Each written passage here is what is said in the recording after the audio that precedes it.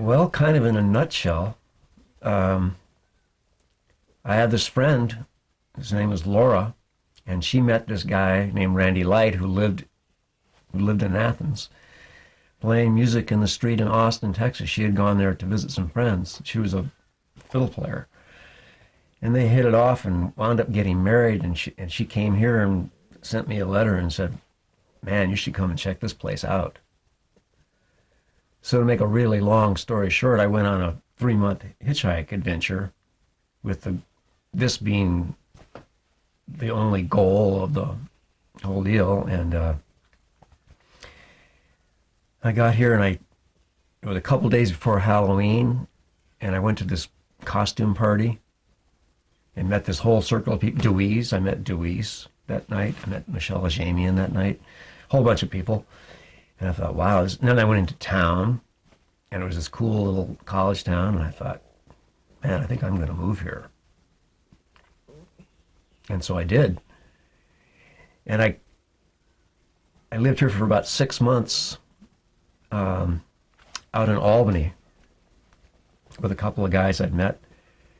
And then that summer, I went back out to California for a wedding of a friend of mine. When I came back, the very first thing that happened was I got hired to work at the pharmacy, which is the natural food store in town. And me and Paul Strauss were the first guys to do the lunch counter there. And I was sleeping on a couch at a friend's house and for a couple of weeks. And the very day that I decided that I was going to find a place to live, Michelle came in and said, "Hey, I want you to live at the FAR." and I've lived here for 30 years now. And I spent most of my life up to that point in California, where I was born and raised. And I grew up in the Monterey Bay area. I was a teenager in the late 50s. I was really into music, way into music before then. I guess I must have been like 10 or 11 when I heard Elvis for the first time. And I, spent my allowance money on Elvis's 45s. There was an Ed Sullivan show in 1956, in the fall of 1956. And that was when he was going to be on, and I was totally excited. And so there he was. He came on the television, and they wouldn't show him gyrating his hips, but he was so completely out for the time period that he flipped my dad out. My dad was a great big guy, and I remember looking up at my dad, and he's red-faced and shaking his finger at me and saying, "I don't want you to ever look like that." And I was just fucking stunned. I couldn't believe it. And, and that was like this huge gulf happened at that moment between us. I don't know. Like a year later, I was in my room and I had the new Elvis 45 in my hand, and I overheard my mom and dad talking. And my dad said, "Why is he lying to us?"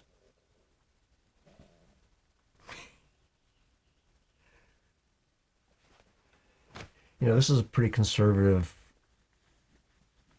kind of narrow-minded area, but at the same time, one of the things that attracted me to move to the area was I got a sense that there was a whole bunch of different kind of people lived around here, and everybody was pretty tolerant of everybody else's trip, as long as you weren't really out of line. So I think we were viewed with suspicion and probably trepidation for quite a long time, until we proved ourselves. We didn't pack up and leave after 2 years, and we made friends with the neighbors, and that kind of stuff. And so I don't know how long it took us to establish ourselves as,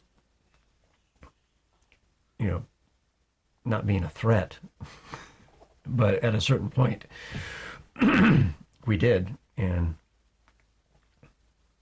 I think we probably have certainly friendly relationships with everybody around. The working story is that early on, some people were sitting around and they're getting stoned and trying to think of a name for this place. And someone said, oh, and either Helpless was playing on the radio or on the record player, or Helplessly Hoping, that Neil Young song or the Crosby, Stills and Nash song, wherever they are. And someone said, Helpless Farm. And somebody else said, Helpless Far. Ha ha ha. And it stuck. And people, some of the old timers around here still, that's it. It's in their head. That's what this place is called. And so we were Helpless Far, and then it kind of got shortened to the Far, and then along about sometime in the late '80s, we all decided that the helpless was a connotation we could do without. So we officially changed the name to Far Valley Farm. And I wanted to call it Ring of Far. Shortly after we incorporated as Helpless Far Inc., we set up a bank account at the bank in Amesville. And, I'd had quite a bit of experience working in jobs where I was in the public, so I can, interact with people pretty well. So I don't know if I was elected or I volunteered to, be the face that showed up at the bank. And they were scared shitless of me for quite a while. I think the people at the bank were afraid of me because of my appearance.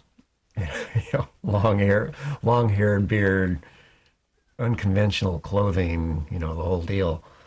And it took a really long time, pretty long time for them to warm up to me.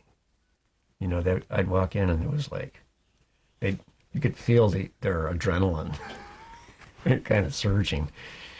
But then after a while, they realized I really posed no threat. Are there any especially kind of hilarious or interesting anecdotes, stories, like one that you can think of maybe? Oh God, there's so many, but the one that pops off in my head, off the top of my head, is there was Stacy Hall lived here then, and she was with this guy named Ralph Jones, and Ralph Jones is from Georgia, and somebody had a bottle of prune juice in the refrigerator with tamari in it. And, it's basically the same color as prune juice. And old Ralph opened up the refrigerator and took a great big swig of this tamari and spit it out on the floor and said something like, what the I was in the kitchen when that happened. It was about fell down laughing.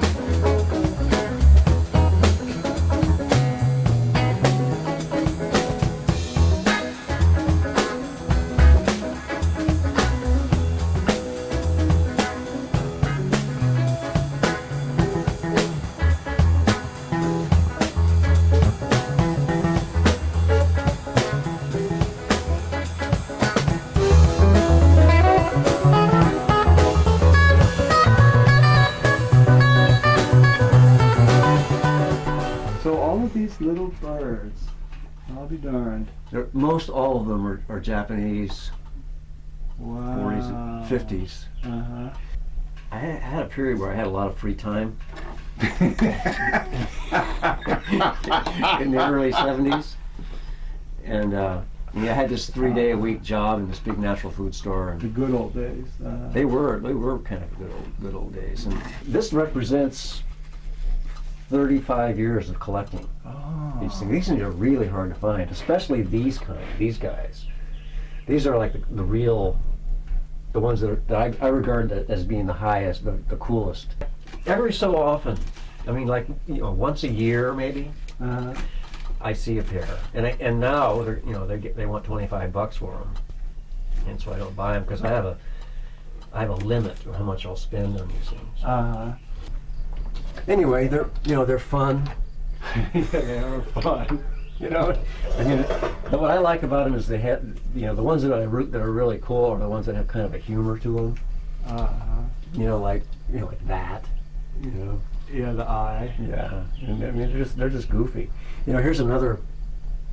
This is like a creamer or a sugar bowl, I guess. This one's a creamer, I think. So when did you get into the jewelry making? In mid 70s. A friend of mine made me a necklace that had a little piece of abalone shell. Bologna. Abalone, not bologna. Oh, okay. I've always been fascinated by what people were getting rid of. Mm-hmm. So this jewelry trip is that the record thing? Is that? How about one? Can you name one group that just will, Floats my boat. float and will remain? Will go to heaven with you, and you'll never ever forget as long as eternity. Oh, sure. Even in heaven, you'll be going around humming songs that this group. What group would that be, or a couple of groups? Oh, well, Grateful Dead for Grateful Dead. one. Even though I never really considered myself a Deadhead, their music I really like.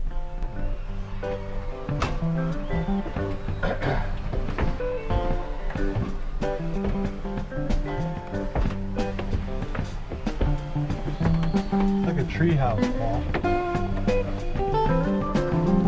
So here's my stash of what I have. These are all this is all amber. Oh, Well, will you be taking these to Comfest? Yeah. Wow. Now, these are all. I mean, I know the amber's antique, but every bead on here is antique.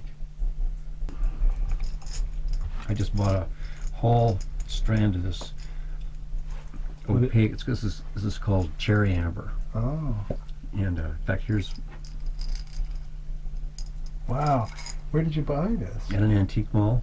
Did people know it was amber, do you think? Yeah, they knew it was amber. They put about a third of what it's worth. Wow. This is like, I think there's like 3 beads that are bigger than this. So I got. Don't worry, I'll find it. Yeah, right. Here. So I That's cherry amber too. yeah, this is from that necklace. There was like 7 larger beads and then all those. But in all my time, I've only seen 2 strands of cherry amber that's opaque like this. And all this other stuff. I mean, that's all antique. Yeah. These Yeah. all came off an old purse. Oh my God! Did you took them off yourself? Yeah. Jeez, Paul. They're like microscopic. So look, for example, I paid $10 for this. This is probably 1920s or 30s. What is it? It's like a garter belt. I think you wore woman pulled up over her hips and wore it as a belt, or a necklace. But these are the coolest little beads. And brown glass beads are not the most common. So I have so now I have thousands of them. I paid $10 for it. So I'll use this for years. So here's these beads that came off this old purse. Oh my God. Look at this. Now these are really small. I've been using this purse for 20 years probably. You know, there's some. Here's one I paid $13 for that I've used hardly any of the beads from. Handmade in France.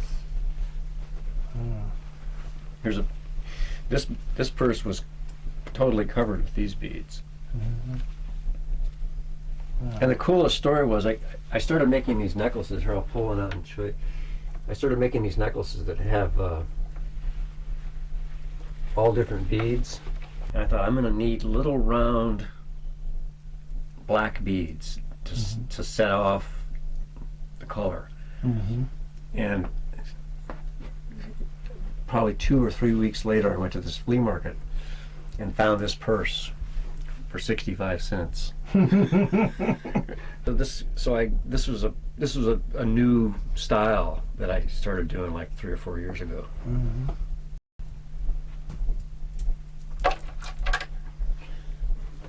Here's one that's all translucent beads. Oh yeah. These are turn of the 1900s from Kenya. These are made from ostrich eggshells. Oh my God. Isn't that cool?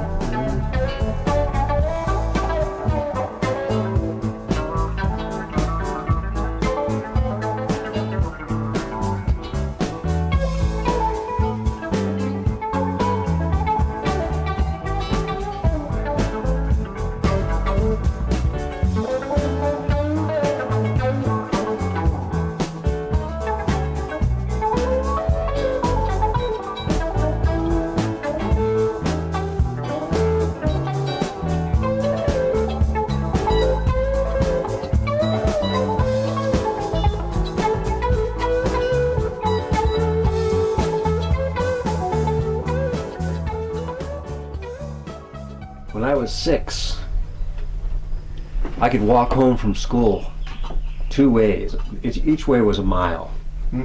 I could walk through the neighborhood, or I could walk through downtown. This is Pacific Grove, California. And I would walk in the alleys behind the stores and look through what they were getting rid of. One of my early, 6-year-old memories, really vivid, was being at the dump.